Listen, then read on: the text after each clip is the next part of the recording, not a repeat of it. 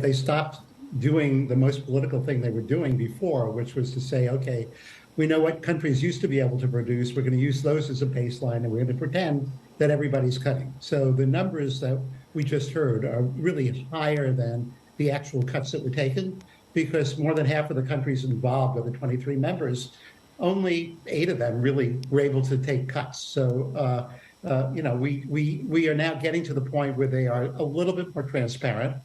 They, as the minister said, did take initial actions that were preemptive, in the sense that they heard around them news that sounded an awful lot like 2007, 8, and 9, when oil prices fell from 147 to 41 in the matter of 5 months.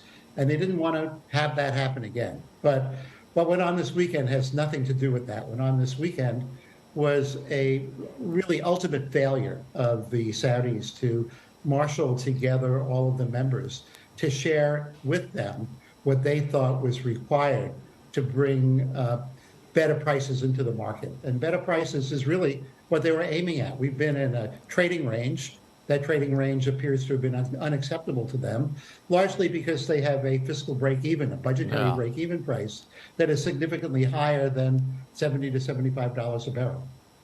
Well, good to hear that they're trying to be a little bit more transparent, but a little more from this point still leaves a long way to go in many ways. But look, what you're saying is that they're trying to get to a better oil price, but better for who?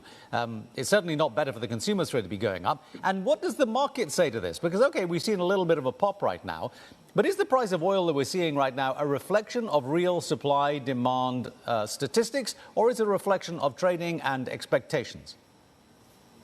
Well, I put part of expectations in what's happening in the marketplace, but I wouldn't call it speculation, as the minister did a couple of weeks ago when he said he was going to, punish the speculators. I think we are in an extremely weak market.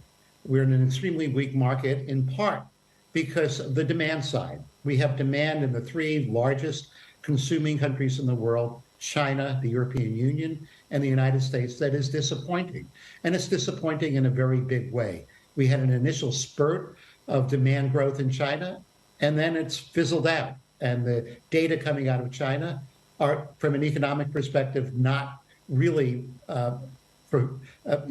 showing any demonstration that growth lies ahead.